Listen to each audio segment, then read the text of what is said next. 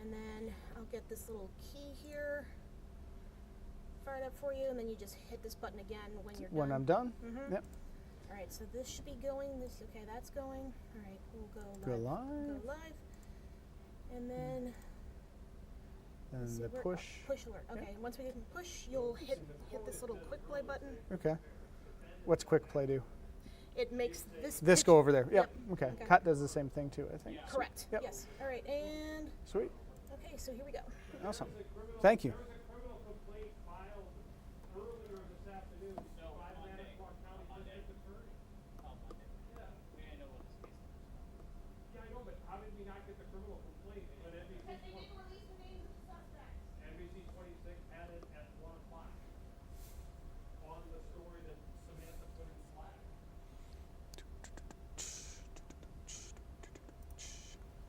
Greetings. Let's talk some Packers. Let's talk some Bears.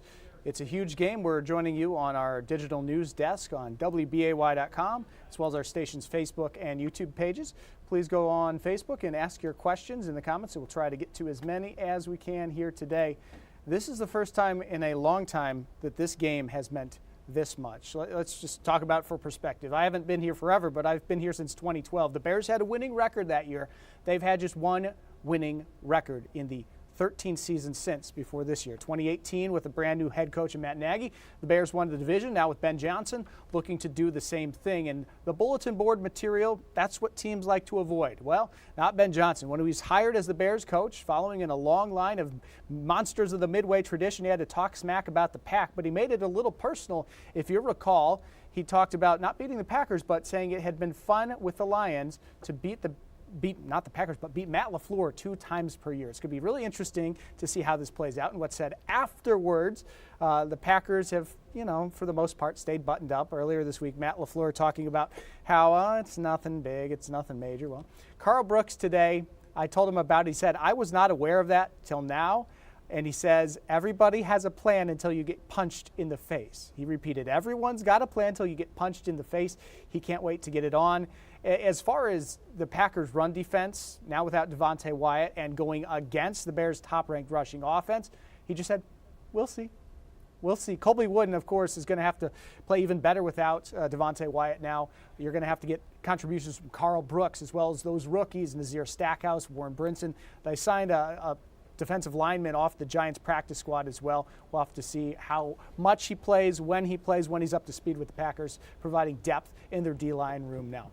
Another area to keep an eye on, not just the trash talk, not just the Bears' awesome run game, but how about the takeaways that the Bears have produced this season?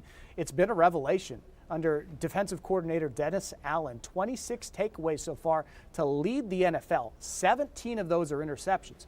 But the Packers on the other side, just 7 giveaways all season long. That's the lowest amount in the league, and only 3 interceptions for Jordan Love. So whoever wins the turnover battle every week, it's a big deal. It'll be an even bigger deal this week. The winner of this game takes over first place in the North.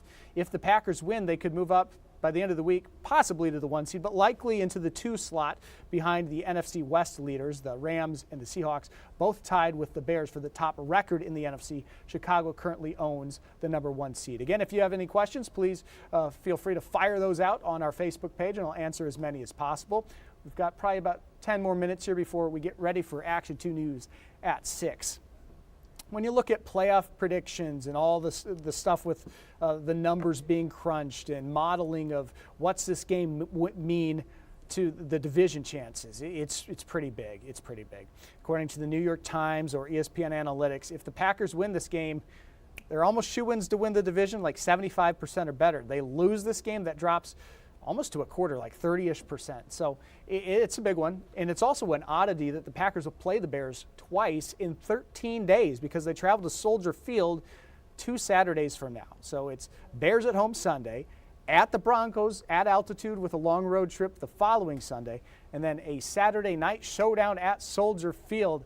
There have been so many good memories for the Packers in that venue, and they had so much success against the Bears in general until last year's season finale when they didn't play a few starters. Jordan Love got dinged up before the playoffs. Christian Watson tore his ACL, and then Jeff Hafley's really good unit inexplicably gave up the yards in such short order to allow the Bears to kick a winning field goal. the Bears, according to so many metrics this year, have not been up to snuff comparative to their really, really elite standing with wins and losses.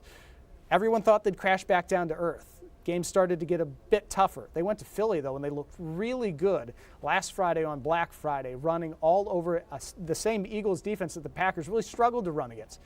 I think the key to the game is, A, those turnovers, but it always is. It's can they stop the run without Devontae Wyatt, and can they get the run game going on their side? I trust Jordan Love implicitly because he doesn't make a ton of mistakes. He makes some pretty ugly ones when he does, but I was thinking about it 12 games in. I sat and I thought through the whole season, plays that really stand out as black eyes for Jordan Love, blemishes, things that you say, man, you can't do that. Because Jordan Love statistically is one of the best quarterbacks in the league, but the perspective on him isn't always that big. His yards aren't huge this year. His touchdown totals aren't huge. A lot of red zone touchdowns with Josh Jacobs on the ground. But if you look at the bad throws, he had a pick that should have been against Detroit week 1. Yeah, they dropped it, but still bad play. Week 2, pretty solid throughout. Against the Browns, he took a sack on the final play of the third quarter that was just ill-advised. They could have waited for the fourth quarter. He also had that interception. Everyone knows that was ugly, that was terrible, that was bad. Against the Cowboys, getting greedy before the half, a strip sack, holding it too long. And the thing at the end of overtime where they barely got away with a tie because of mismanaging the clock. So we're 4 weeks in. There's like 5 of them. You want to just keep going down the list. In Arizona, he missed a wide-open touchdown down the field. That was pretty bad. Home against the Bengals, not a whole lot either way that I can recall at this time. You go on the road to Pittsburgh, he plays lights out. They come home against the Panthers. They had that fourth down play where it looked ugly, should have been an interception. He had another pick in that game. Not great. Against Philly, the strip sack when he should have just ate it for a sack or gotten rid of the ball. But I'm nitpicking like one play a week on average and less than one play as a whole. I think Jordan Love is to be trusted a lot more than Caleb Williams now, the Bears quarterback in his second season. He's looking a little bit better at this point. But the run game and the defense are carrying that squad right now. Everyone says, well, if and when Caleb Williams start to show his true colors and his elite skills, that team's going to take off. I'm not sure if that comes this year. I'm not sure if that comes. But they do have the ground game. They do have the defense. Those are recipes for success. And the Packers, I think fans would be surprised to hear this if they don't know the Vegas line on the game. It's Packers by a touchdown, a full 7-point favorite for Green Bay as the home team in this one. I think there's a lot of consternation because of some of the losses this year to like Cleveland and Carolina and the chances they had slip away. But against some of the premier competition, A, the Packers have been really good, minus that Eagles game. And B, Jordan Love has been very aggressive, he and play caller Matt LaFleur, pushing the ball down the field. So again, recapping, in terms of the keys for the game, I'm going to say number 1, the turnover battle. You've got to avoid the costly mistakes. I think the Packers can be trusted to do that more often than not, especially in Toyotathon. Late in the season, Jordan Love's record is impeccable with taking care of the ball while also being aggressive. Number 2, it's the dueling run games. Can you slow down Chicago? Make Caleb Williams play quarterback. Flip side, can you get Josh Jacobs and others going? And let's just update you on the injury status. A lot of guys could be coming back from IR sooner rather than later. Jaden Reed, Chicagoland area native, I think he wants to play this week. I kind of expect him to. Other guys that are starting to practice, Marshawn Lloyd, the running back, it might be asking a lot for him to play this week. You've also got on the other side of the ball, Brenton Cox coming back. At some point, they've opened the practice window for him. So those will be interesting things to watch, as well as all the other injuries that they were nursing going into Detroit, like Quay Walker, Nate Hobbs, et cetera. So if you're looking at this game, it means so much for the North. The Bears' areas of strength are also somewhat the Packers' areas of strength in terms of giveaways and takeaways. The ground game will tell a lot in this one. And the fact that Jordan Love really likes to push the ball downfield. Can he do that to success against a Bears squad that has been so good at taking the ball away? If you look at the schedules down the stretch, everyone knows how tough the Packers' schedule is. They're facing a really good Broncos team next week, then the Bears again, then a Ravens squad that's desperate and appeared to have a lot of its stuff put together, so to speak, and then they close at Minnesota. The Bears' schedule, let's just bring it up for you. They get the Browns next week. I'm sure Myles Garrett will get 5 sacks, but that should be a game that the Bears win, you would expect. Then they have the Packers again. They have the Niners and the Lions to close, traveling to San Fran and hosting Detroit. If you'll remember earlier this year, Ben Johnson went to face his former team in week 2, and I think they gave up like 50. So that's a very daunting stretch for the Bears as well coming down the stretch. If you're talking about chasing the 1 seed, the Rams and the Seahawks, the Rams schedule is tough. I think the Seahawks schedule is a little easier. So the Rams, the Cardinals this week, but after that, they've got the Lions. Lions-Rams is going to be a fun game to watch. Then the Rams travel to the Seahawks. LA won at home in the first matchup there. After that one, let's just scroll down here.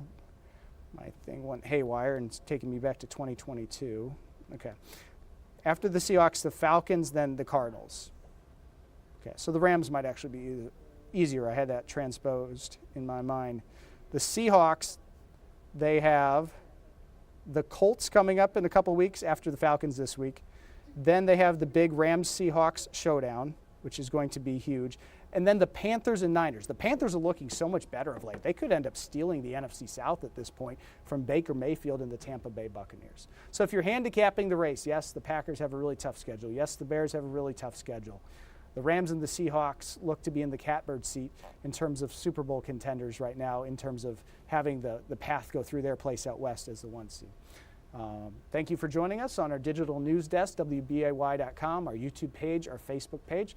Thanks so much for tuning in, and I'll get ready, and I'll see you on Action 2 News at 6 shortly.